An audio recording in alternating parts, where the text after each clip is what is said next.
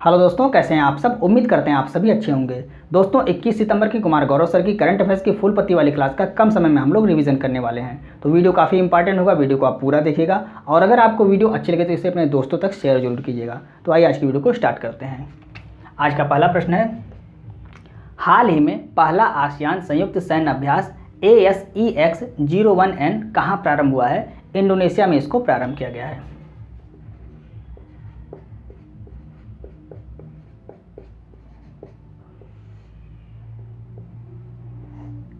Indonesia में ASEX-01N अभ्यास को प्रारंभ किया गया है। AS से हो गया आसियान और EX से हो गया एक्सरसाइज। तो आसियान का पहला संयुक्त सैन्य अभ्यास ये कहाँ पर आयोजित किया गया है। इंडोनेशिया में आयोजित किया गया है। पहला है इसलिए इम्पॉर्टेंट है। इंडोनेशिया के दक्षिणी नाटू सागर में इसको आयोजित किया गया है। और आसियान के 11 देश, आसियान में कुल कितने सदस्य देश हैं, 11 सदस्य देश हैं। तो वो सभी देश इसमें शामिल हुए थे, यानी कि 11 देश ने इसमें भाग लिया था। आसियान का नवीनतम सदस्य कौन सा है। तिमोर लेस्टे आसियान का 11वां यानी कि नवीनतम सदस्य देश है। स्टैटिक जीके के प्रश्न देखिए। आसियान, अगर आपसे इसका फुल फॉर्म पूछा जाता है तो आसियान का फुल फॉर्म होता है association of south east Asian nation, इसका फुल फॉर्म होता है। स्थापना इसकी 1967 में इसकी स्थापना हुई। मुख्यालय इसका जकार्ता इंडोनेशिया में इसका मुख्यालय है। और इसमें कुल सदस्य कितने हैं, 11 हैं, अभी हमने आपको बताया। नवीनतम सदस्य कौन है, तिमोर लेस्टे, ये आसियान का नवीनतम सदस्य है। भारत आसियान का सदस्य नहीं है, यह आपको याद रखना है, भारत आसियान का सदस्य नहीं है। इंडोनेशिया की नवीनतम राजधानी किसको बनाया जाएगा, नुसुंतारा को बनाया जाएगा, क्योंकि जकार्ता ये डूब रहा है और इसके डूबने के बाद इंडोनेशिया की नई राजधानी किसको बनाया जाएगा, नुसुंतारा को बनाया जाएगा। 43वां आसियान शिखर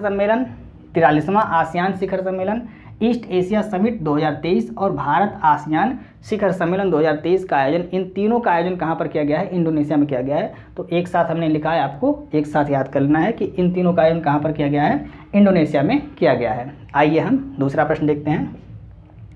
सर्वाधिक समय तक अंतरिक्ष केंद्र में रहने वाले पहले अरब अंतरिक्ष यात्री कौन है, सुल्तान अल नयादी।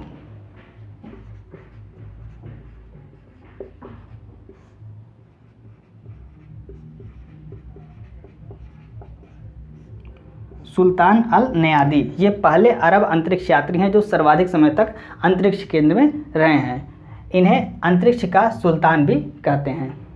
186 दिन तक अंतर्राष्ट्रीय अंतरिक्ष स्टेशन में ये रहे हैं। किस रॉकेट से इनको भेजा गया था, तो इनको फाल्कन 9 रॉकेट से भेजा गया था, इसको भी आपको याद रखना है। स्टैटिक जीके के प्रश्न देखिए।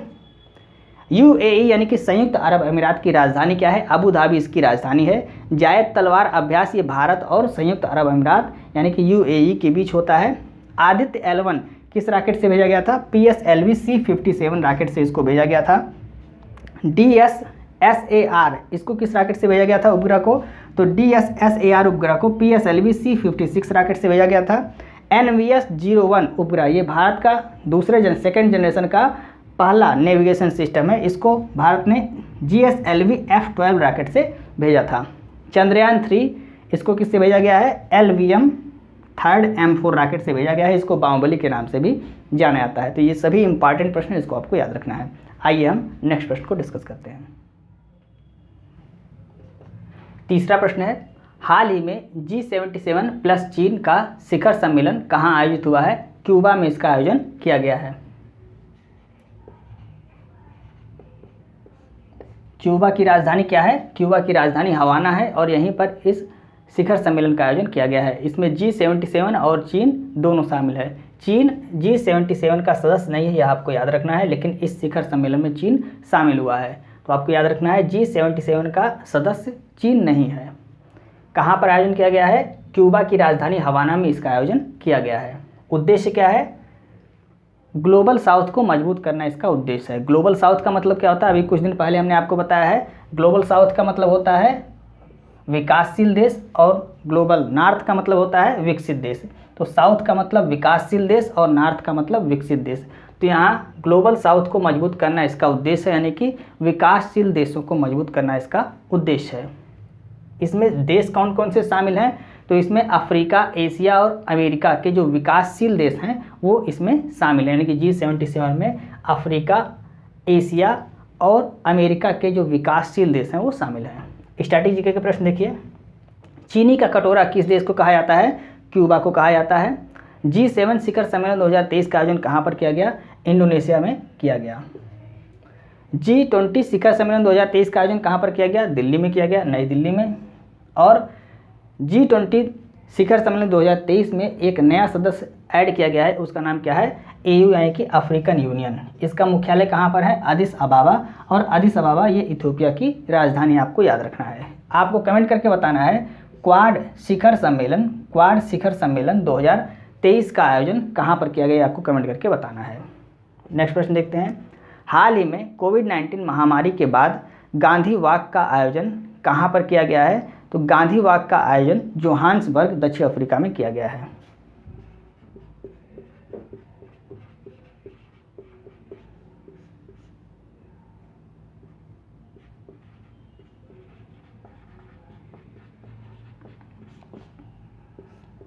गांधी वॉक का आयोजन कहाँ पर किया गया है? जोहान्सबर्ग, दक्षिण अफ्रीका में इसका आयोजन किया गया है। यह कौन सा संस्करण है? ये 35वां संस्करण है। और कोविड-19 के बाद यह पहली बार आयोजित किया है, यानी कि कोविड-19 कब आया था? 2019 में कोविड-19 आया था, उसके बाद यह पहली बार आयोजित किया जा रहा है। कहाँ? यह कितने किलोमीटर की यात्रा होती है इसमें? तो 6 किलोमीटर की इसमें पैदल यात्रा होती है, आपको याद रखना है। जो गांधी वॉक है इसमें 6 किलोमीटर की पैदल यात्रा होती है। और ये कहाँ पर आयोजित किया जाता है? जोहान्सबर्ग, दक्षिण अफ्रीका में इसको आयोजित किया गया। स्ट्रैटेजी के प्रश्न देखिए। ब्रिक्स शिखर सम्मेलन 2023 यानी कि ब्रिक्स 2023 शिखर सम्मेलन का आयोजन कहाँ पर किया गया? दक्षिण अफ्रीका में किया गया। अंडर 19 महिला T20 विश्व कप 2023 इसका भी आयोजन कहाँ पर किया गया था? इसका आयोजन भी दक्षिण अफ्रीका में किया गया था। दक्षिण अफ्रीका के घास के मैदान को क्या कहते हैं? वेल्स। दक्षिण अफ्रीका के घास के मैदान को क्या कहते हैं? वेल्स कहते हैं, आपको याद रखना है। आइए हम नेक्स्ट प्रश्न को डिस्कस करते हैं। 5वां प्रश्न है, हाल ही में यूजीन डायमंड लीग फाइनल 2023 में पोल वॉल्ट में 7वीं बार विश्व रिकॉर्ड बनाने वाले मोंडो डुप्लांटिस का संबंध किस देश से है? इनका संबंध स्वीडन देश से है।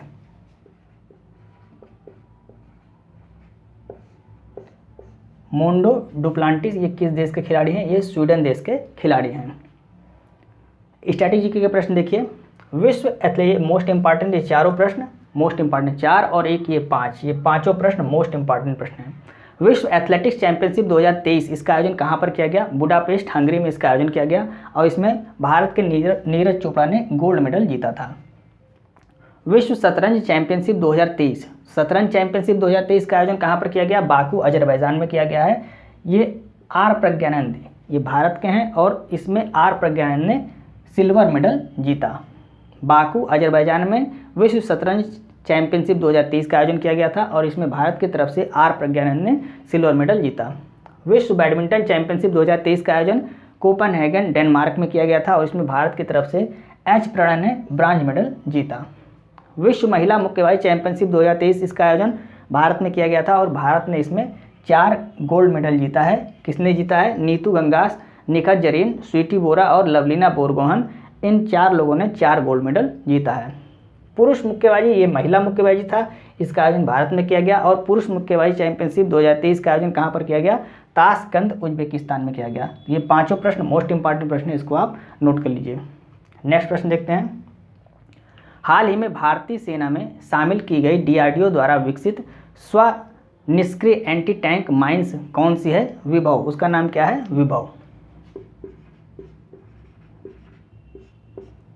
तो अगर आपसे पूछता है विभव क्या है, तो विभव स्वनिर्मित स्वनिष्क्रिय, विभव क्या है? स्वनिष्क्रिय एंटी टैंक माइंस है। 120 दिन के बाद यह स्वतः ही निष्क्रिय हो जाएगी, यानी कि 120 दिन बाद यह स्वतः निष्क्रिय हो जाती है। DRDO और कल्याणी ग्रुप द्वारा मिलकर इसको बनाया गया है। प्लास्टिक से इसका निर्माण किया गया है और इसका भंडारण 10 वर्ष तक किया जा सकता है। ये सभी इंपॉर्टेंट पॉइंट हैं विभव से संबंधित, इसको आपको याद रखना है। स्ट्रैटेजी के प्रश्न देखिए। जल दोस्त क्या है? यह एक एयरबोट है और इसको कहाँ पर लॉन्च किया गया? इसको बेंगलोर में लॉन्च किया गया। क्यों लॉन्च किया गया? तो झीलों से खरपतवार को नष्ट करने के लिए जल दोस्त एयरबोट को लॉन्च किया गया। वरुणास्त्र क्या है? वरुणास्त्र है हैवी वेट टारपीडो। टारपीडो का मतलब जो पानी में मिसाइलें मार करती हैं उसको क्या कहते हैं? टारपीडो। ये पानी है और पानी के अंदर जो मिसाइल चलती है उसको क्या कहते हैं? उसको कहते हैं टारपीडो। तो ये वरुणास्त्र क्या है? भारत का हैवी वेट टारपीडो है। प्रबल क्या है? प्रबल लंबी दूरी की रिवॉल्वर है, स्वदेशी रूप से निर्मित लंबी दूरी की रिवॉल्वर है, आपको याद रखना है। प्रचंड क्या है? ये आपको कमेंट करके बताना है। प्रचंड क्या है? ये आपको कमेंट करके बताना है। आइए हम नेक्स्ट प्रश्न को डिस्कस करते हैं। 7वां प्रश्न है, हाल ही में केंद्रीय शिक्षा मंत्री ने ग्रामीण युवाओं के कौशल विकास के लिए स्किल ऑन व्हील पहल किसकी सहायता से प्रारंभ किया है? इंडसइंड बैंक की सहायता से इसको प्रारंभ किया गया है।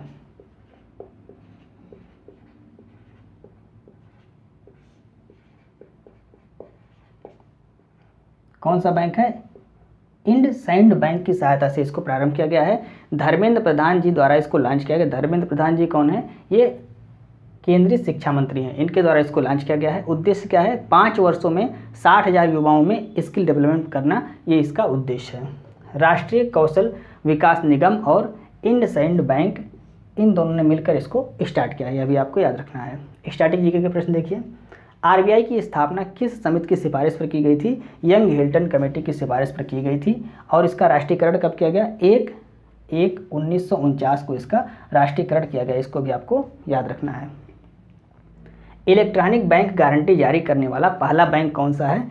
HDFC bank. Electronic bank guarantee जारी करने वाला पहला बैंक कौन सा है? HDFC bank. आईबी साथी लॉन्च करने वाला बैंक कौन सा है? Indian bank. आईबी, आई से इंडियन, बी से बैंक, आपका राइट आंसर क्या हो जाएगा? इंडियन बैंक, ये आपका राइट आंसर हो जाएगा। नेक्स्ट प्रश्न देखते हैं। हाल ही में 11 सूत्रीय विकास कार्यक्रम कहाँ लॉन्च हुआ है? इसको महाराष्ट्र में लॉन्च किया गया है।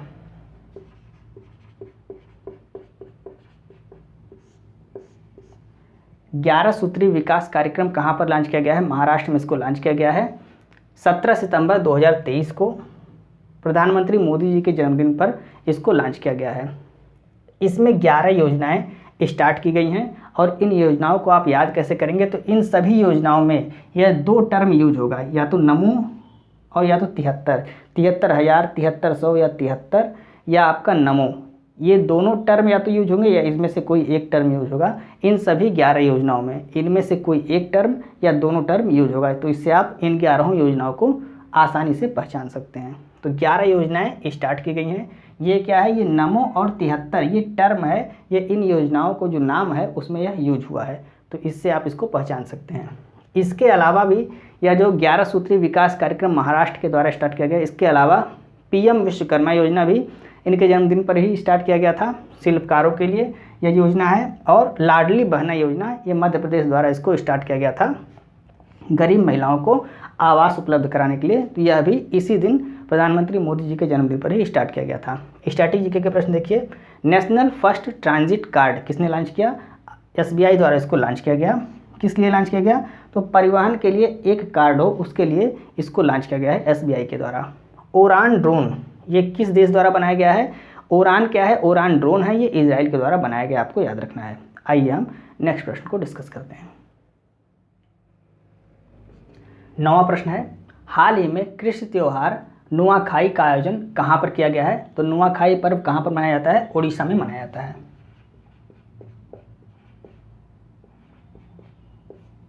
उड़ीसा में नुआखाई पर्व मनाया जाता है। चावल की नई फसल पैदा होने पर इसको मनाया जाता है और इसको देवी सम्बलेश्वरी को नई फसल अर्पित करके इस त्यौहार को मनाया जाता है। इसे नवन्ना भी कहते हैं, यानी कि इस त्यौहार को नवन्ना भी कहा जाता है, चूँकि नई फसल पैदा होती है इसलिए इसे नवन्ना भी कहा जाता है। स्टैटिक जीके के प्रश्न देखिए। सरहुल फेस्टिवल ये झारखंड में मनाया जाता है। खारची फेस्टिवल ये त्रिपुरा में मनाया जाता है। धानु यात्रा पर्व ये ओडिशा में मनाया जाता है। लोसर फेस्टिवल लद्दाख में मनाया जाता है। लोसांग फेस्टिवल ये सिक्किम में मनाया जाता है। चेरी ब्लासम फेस्टिवल शिलांग में मनाया जाता है। हार्नबिल फेस्टिवल ये नागालैंड में मनाया जाता है। आसान है लेकिन कई बार परीक्षा में हार्नबिल फेस्टिवल पूछा जाता है, याद रखना है आपको। नेक्स्ट प्रश्न है, हाल ही में कुर्मी समुदाय ने रेल रोको आंदोलन कहाँ प्रारंभ किया है? झारखंड में इसको प्रारंभ किया गया है।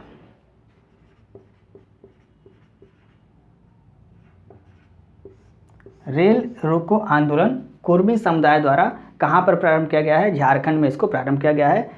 क्यों किया गया है? ट्रेन को क्यों रोका गया है? तो कुर्मी समुदाय द्वारा कुर्मी समुदाय को एसटी यानी कि शेड्यूल्ड ट्राइब्स अनुसूचित जनजाति में शामिल करने की मांग की जा रही है, इसीलिए ट्रेन को रोका जा रहा है और ट्रेन रोको आंदोलन यहाँ पर चलाया गया है। कहाँ पर? झारखंड में। स्टैटिक जीके के प्रश्न देखिए, NCSC national commission for schedule caste किस अनुच्छेद में है? भारतीय संविधान के अनुच्छेद 338 में इसके बारे में जानकारी दी गई है। NCST national commission for schedule tribes, इसके बारे में जानकारी अनुच्छेद 338A के अंतर्गत दी गई है। राष्ट्रीय पिछड़ा वर्ग आयोग, तो राष्ट्रीय पिछड़ा वर्ग आयोग इसका किसके द्वारा गठित किया गया है? तो 102वें संविधान संशोधन द्वारा इसका गठन किया गया है और इसको भारतीय संविधान के अनुच्छेद 338B के अंतर्गत बताया गया। इसके बारे में भारत के जनजातीय मंत्री कौन है? अर्जुन मुंडा, ये भारत के वर्तमान में जनजातीय मंत्री हैं। तो ये थे फूल पत्ती वाली क्लास के 10 महत्वपूर्ण प्रश्न और उसके साथ में महत्वपूर्ण स्टैटिक जीके के प्रश्न, जिसको हमने कम समय में आपको रिवाइज कराने की पूरी कोशिश की। उम्मीद है आपको वीडियो अच्छी लग रही होगी। यदि आपको वीडियो अच्छी लग रही है तो आप इसे अपने दोस्तों को जरूर शेयर किया करें और वीडियो को लाइक और सब्सक्राइब करना ना भूलें। अगर आपको इस क्लास की PDF चाहिए तो आप हमारे Telegram channel RK competition classes को ज्वाइन कर सकते हैं, जिसका लिंक आपको इस वीडियो के डिस्क्रिप्शन में दिया रहेगा। आप वहाँ से टेलीग्राम चैनल को ज्वाइन करके PDF को प्राप्त कर सकते हैं। अगर आपको वीडियो अच्छी लगती है तो आप कमेंट करके ज़रूर बताया किया करें, क्योंकि आपके कमेंट से हमें मोटिवेशन मिलता है और हमें और भी अच्छे कंटेंट यहाँ पे प्रोवाइड कराने के लिए हम उत्सुक होते हैं। तो कमेंट करके आप ज़रूर बताएं कि आपको वीडियो कैसी लगी। मिलते हैं नेक्स्ट वीडियो में। जय हिंद।